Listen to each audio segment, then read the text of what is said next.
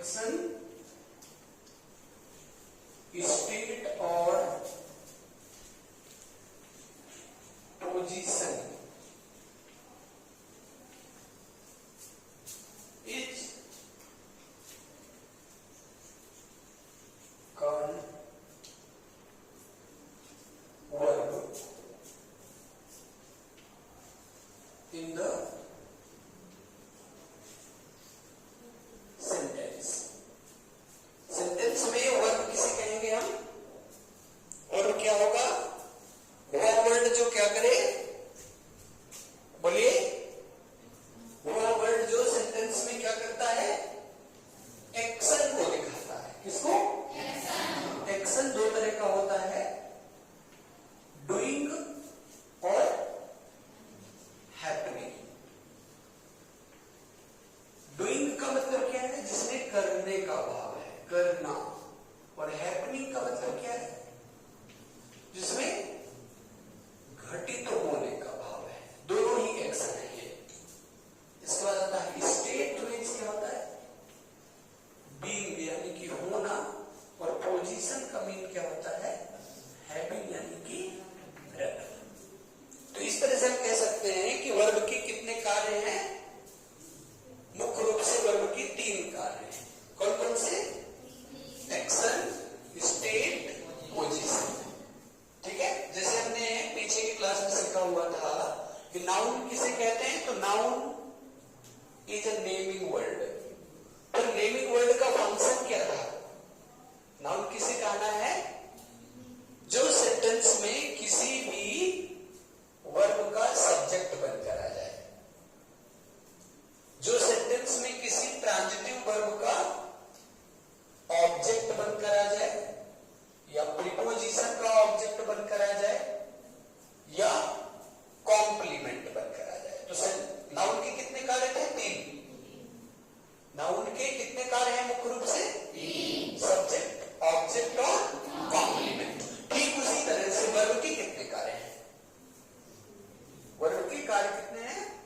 इनको भी बोलेंगे कि 3 कार्य हैं। कितने? 3। Action, state, position.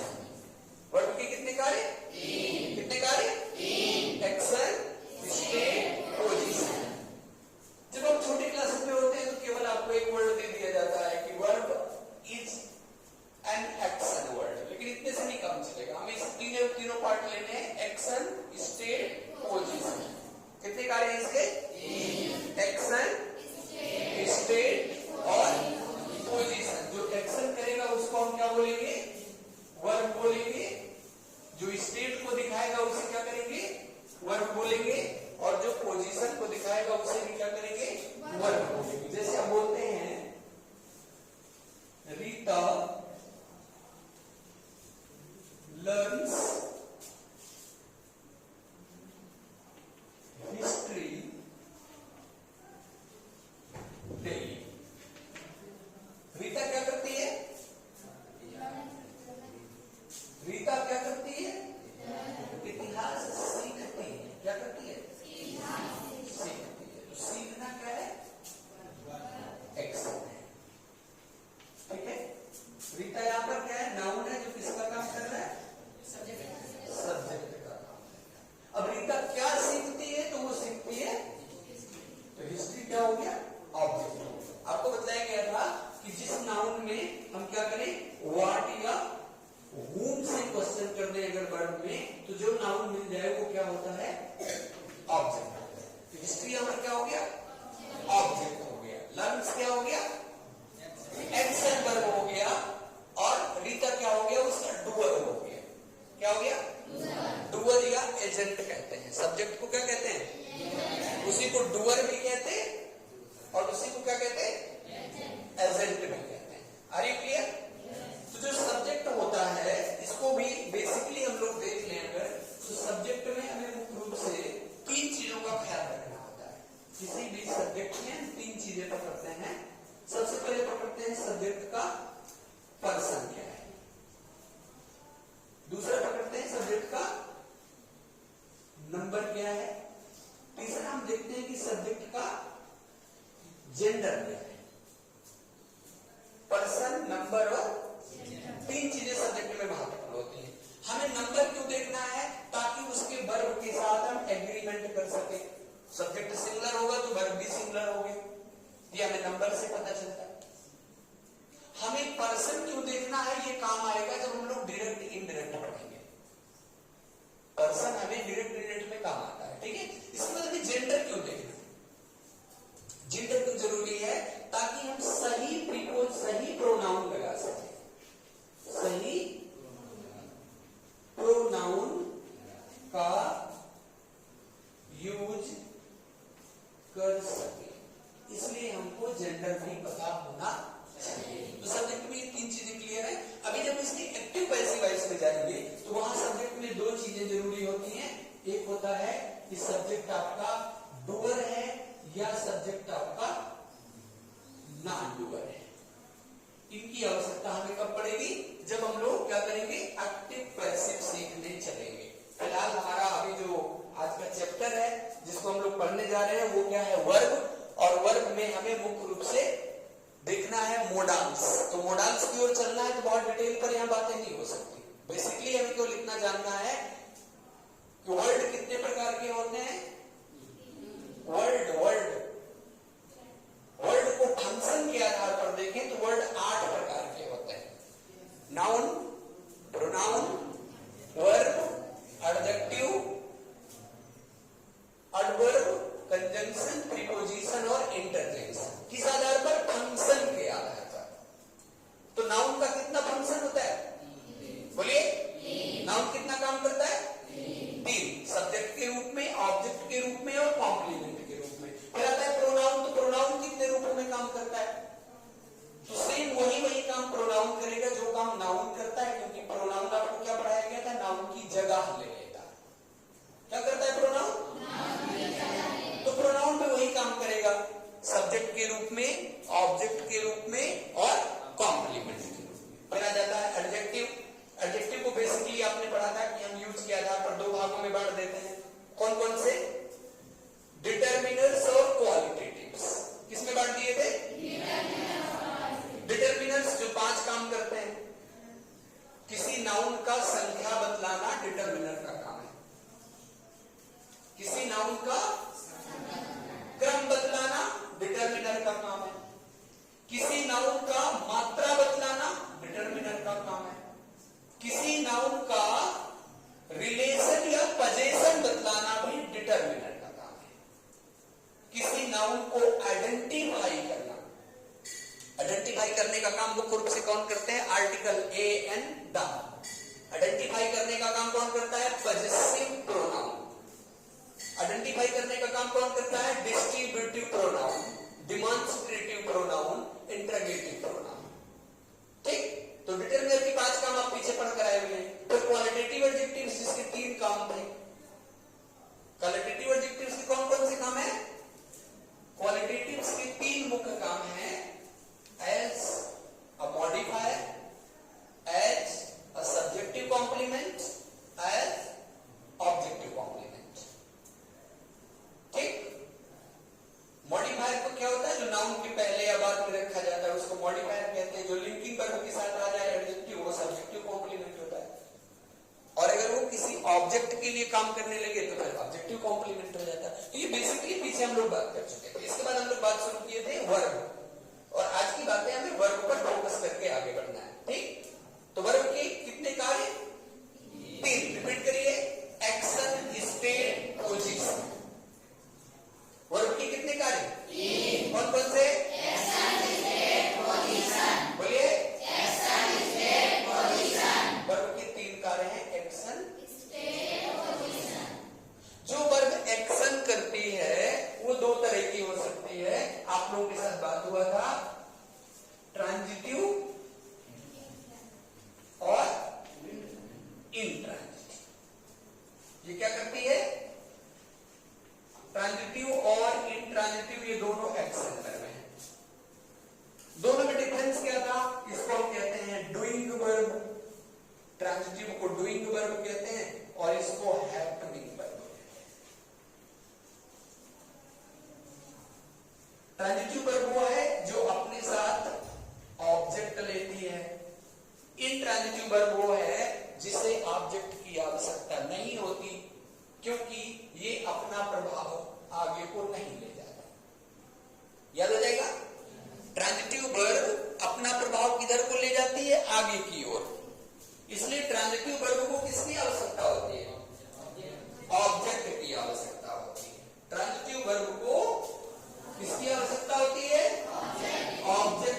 आवश्यकता होती है। किसकी?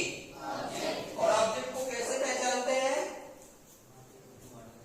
ट्रांजिटिव वर्ब में या तो व्हाट लगा दीजिए या तो whom लगा दीजिए। क्या लगाना है?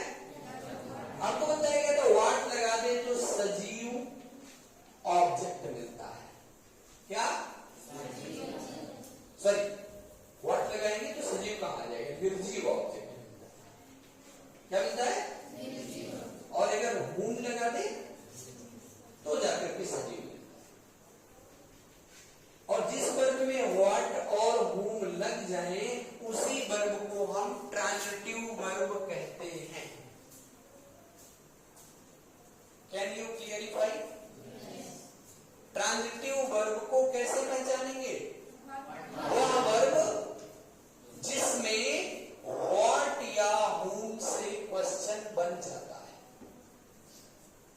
ट्रांजिटिव वर्ब जिसमें व्हाट और whom से क्वेश्चन उसे ट्रांजिटिव वर्ब कहते हैं। ये एक एक्शन वर्ब है, इसको डूइंग वर्ब भी कहते हैं। इसका प्रभाव आगे की ओर यानी ऑब्जेक्ट की ओर को जाता है।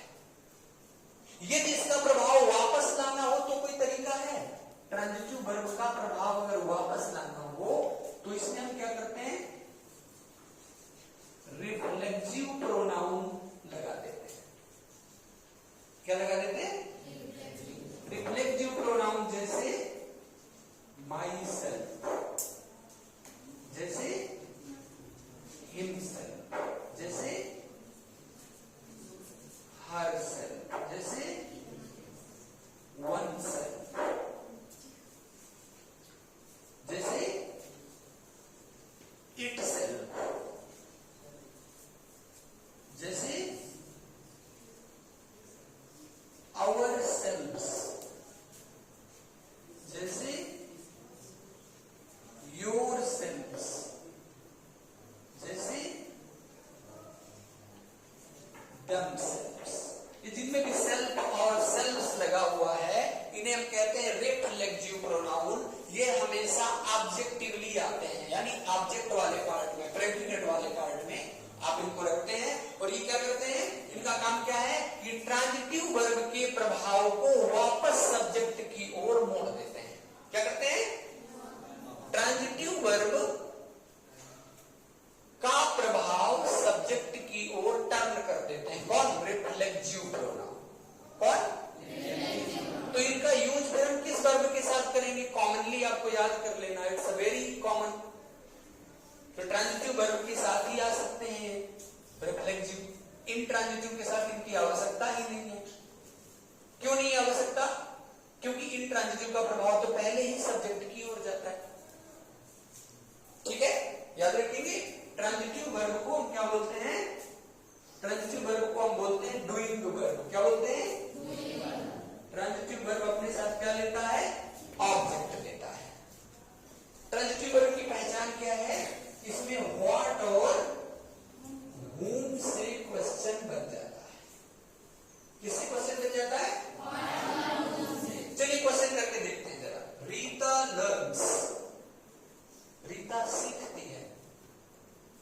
अगर आप पूछें कि रीता क्या सीखती है, what does Rita learns, answer आएगा हिस्ट्री। क्या सीखती है रीता? तो हिस्ट्री क्या बन गया? लर्न्स का ऑब्जेक्ट बन गया। ग्रामर में ऑब्जेक्ट केवल दो जगह मिलेगा आपको। ट्रांजिटिव वर्ब के पास अपना ऑब्जेक्ट होता है और प्रीपोजिशन के पास अपना ऑब्जेक्ट होता है। याद कर पाएंगे? ट्रांजिटिव वर्ब के ऑब्जेक्ट को वर्बल ऑब्जेक्ट कह सकते हैं, प्रीपोजिशन के ऑब्जेक्ट को प्रीपोजिशनल ऑब्जेक्ट कह सकते हैं। क्या कह सकते हैं? बोलिए। प्रीपोजिशनल ऑब्जेक्ट कह सकते हैं। तो ये एग्जांपल आपका रीता लर्न्स हिस्ट्री में ट्रांजिटिव वर्ब कौन है? लर्न। यहां पर लर्न्स क्या है? ट्रांजिटिव वर्ब है क्योंकि इसके पास अपना ऑब्जेक्ट यहां पर स्पष्ट रूप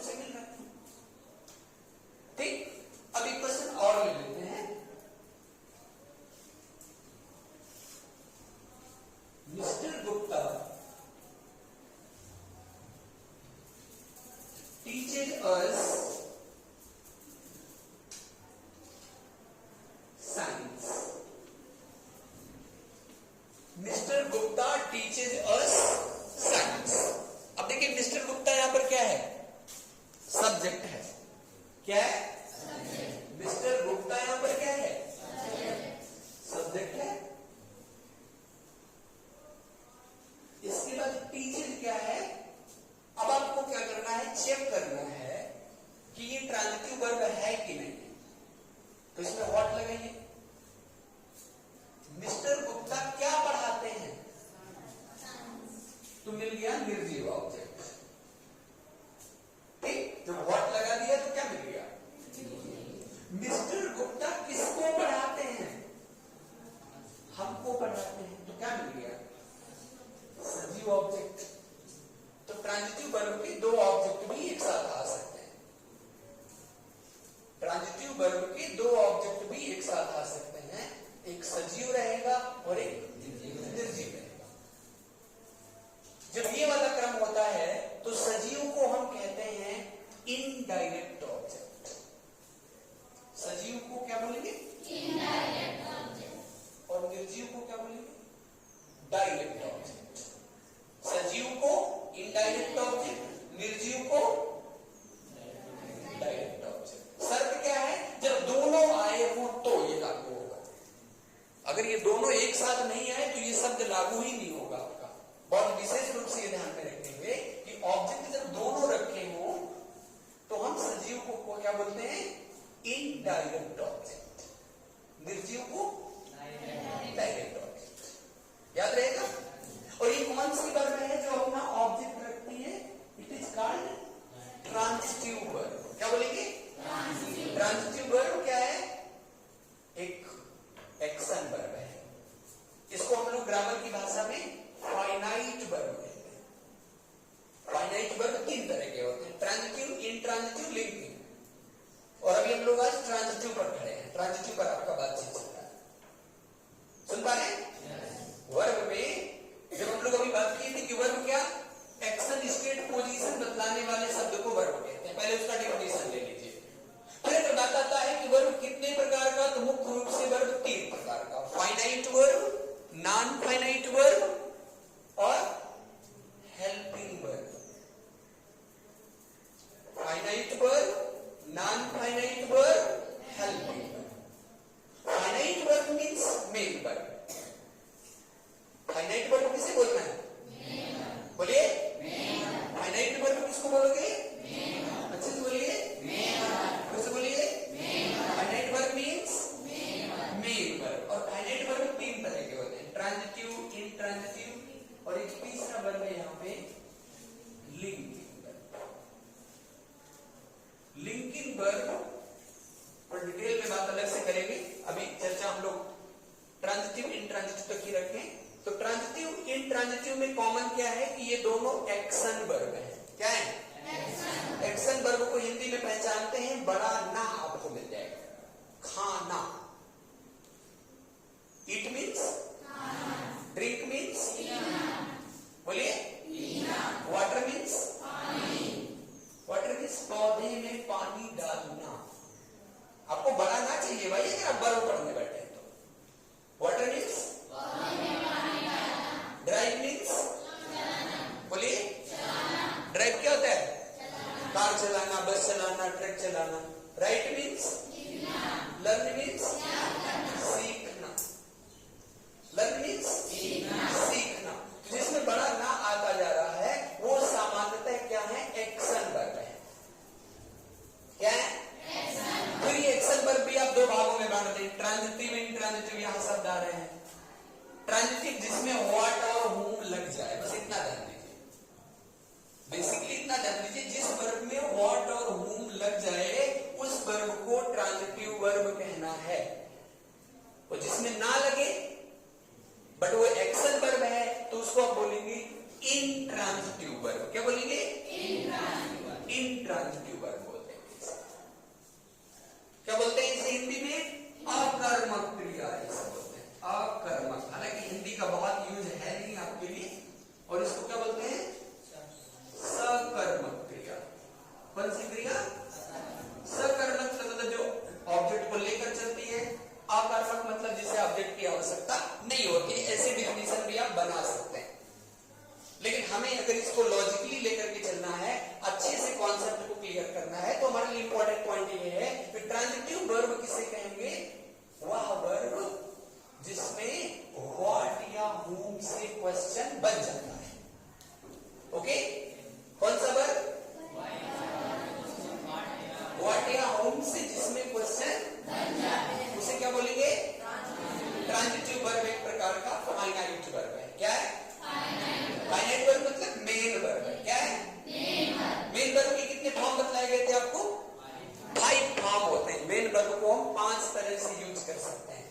B1, B2, B3, B4, सबसे ज्यादा यूज होता है B1। B2 तो बहुत ही सिंपल, एक जगह यूज होगा, पास्ट इंडेफिनिट का अफर्मेटिव और कहीं नहीं यूज होगा। B3 कहां यूज होता है? B3 आपका परफेक्ट टेंस में और passive voice, has, have, had अगर हेल्पिंग वर्ब है तो वो B3 ले लेंगे अपने साथ। पैसिव वॉइस बनाएंगे तो सभी जगह B3 आ जाता है। ठीक, ध्यान दीजिए B3 को हम लोग आगे अभी एक नाम और देंगे, पास्ट पार्टिसिपल। वो अभी यहां नहीं देना, फाइनाइट में नहीं दे सकते, जब नॉन फाइनाइट वर्ब पर डिटेल चर्चा होगी तो वहां पर ये बात करेंगे। ठीक है, तो यहां ध्यान रखिए फाइनाइट वर्ब कितने प्रकार के? फाइनाइट वर्ब 3 प्रकार के। कितने प्रकार के? फाइनाइट वर्ब, फाइनाइट वर्ब 3 प्रकार के होते हैं फाइनाइट वर्ब। ट्रांजिटिव, इंट्रांजिटिव ये एक्शन वर्ब है। लिंकिंग वर्ब जो है इसको हम बीइंग या हैविंग वर्ब कहते हैं। जिस वर्ब में कौन सा भाव मिले? होने का भाव मिले। बीइंग का मतलब क्या है? होना। हैविंग का मीन्स क्या है? हैविंग का मीन है रखना। अब रखने में क्या हो सकता है? कोई अवसर हो सकता है। क्या हो सकता है? कोई गुण हो सकता है, कोई लक्षण हो सकता है, कोई विशेषता हो सकती है, कोई अवगुण भी हो सकता है,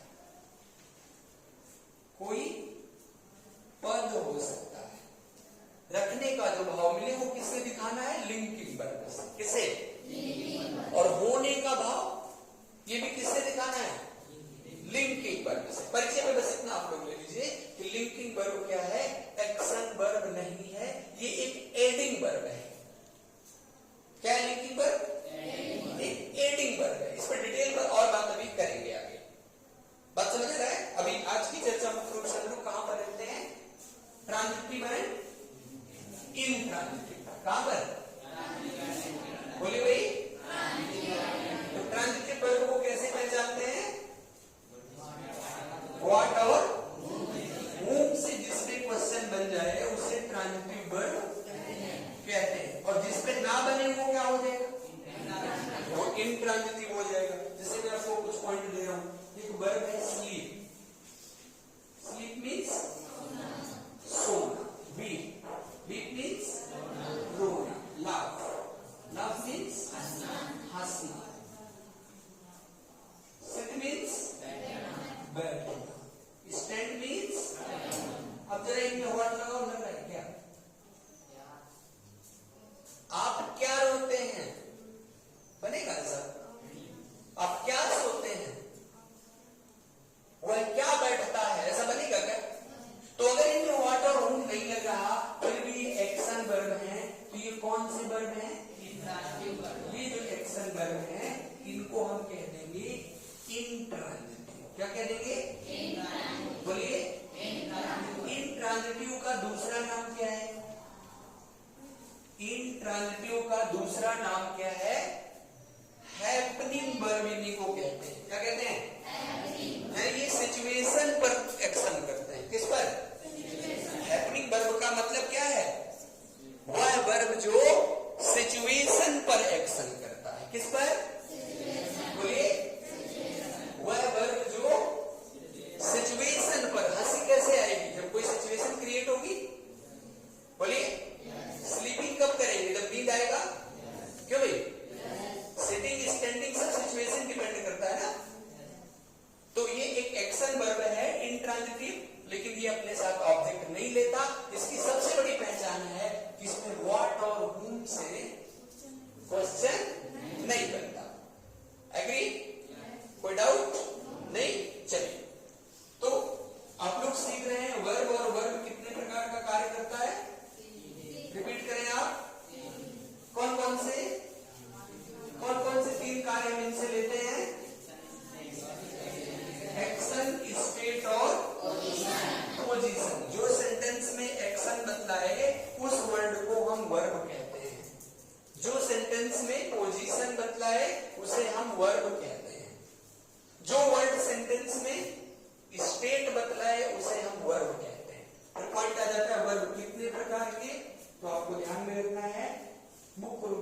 तीन प्रकार के, फाइनाइट वर्ब, अगला नॉन फाइनाइट वर्ब, और अगला helping verb. Finite verb, non finite verb और हेल्पिंग वर्ब। फिर फाइनाइट वर्ब को ही हमने और क्या नाम दिया है? Main verb. फाइनाइट वर्ब को क्या बोलेंगे? मेन वर्ब बोलेंगे। क्या बोलेंगे? मेन वर्ब में हमारे पास जो है वो तीन प्रकार के हैं।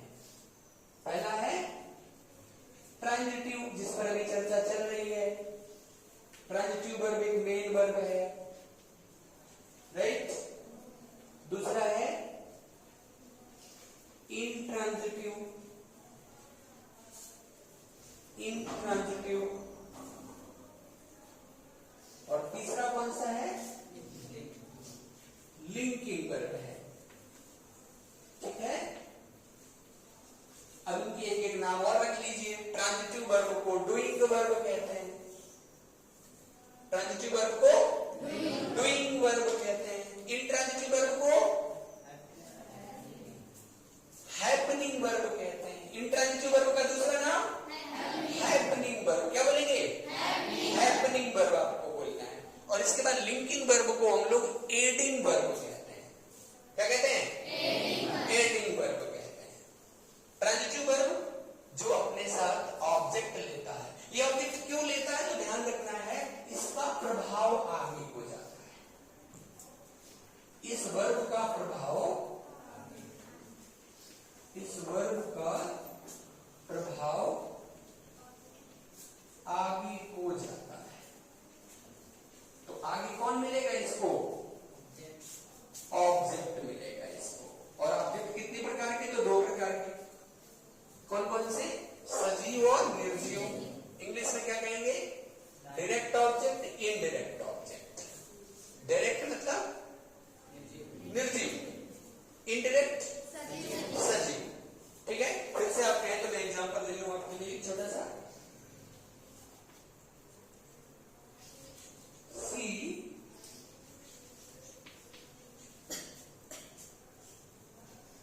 gave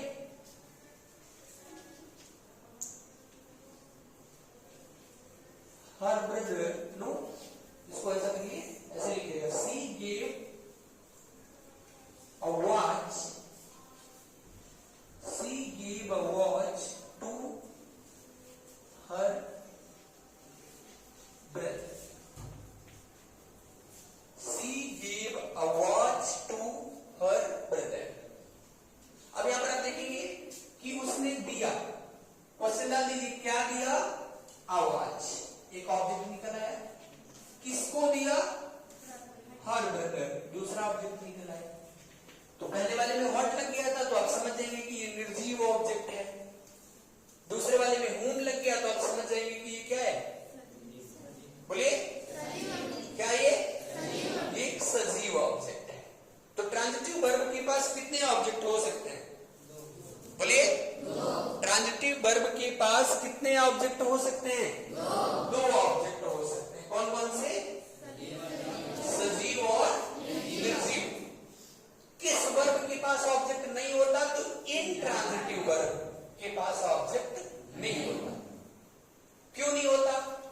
क्योंकि इंट्रांजिटिव वर्ब पहले से ही अपना प्रभाव ऑब्जेक्ट की ओर, सब्जेक्ट की ओर मोड़ कर रखता है। उसका प्रभाव आगे को नहीं जाना पाता। जैसे आपको बोल रहे हैं कि सी स्लीप्स, वह सोती है, तो सोने से नींद किसका पूरा हो रहा है? उसी का ना जो सोती है। तो प्रभाव आगे को नहीं टर्न हो रहा, पीछे को टर्न हो रहा है। तो उसको ऑब्जेक्ट की आवश्यकता नहीं होती है। याद हो जाएगा? ध्यान रखेंगे। तो वर्ब के कितने कार्य? बोलिए, वर्ब के कितने कार्य? तीन। एक्शन, स्टेट और पोजीशन।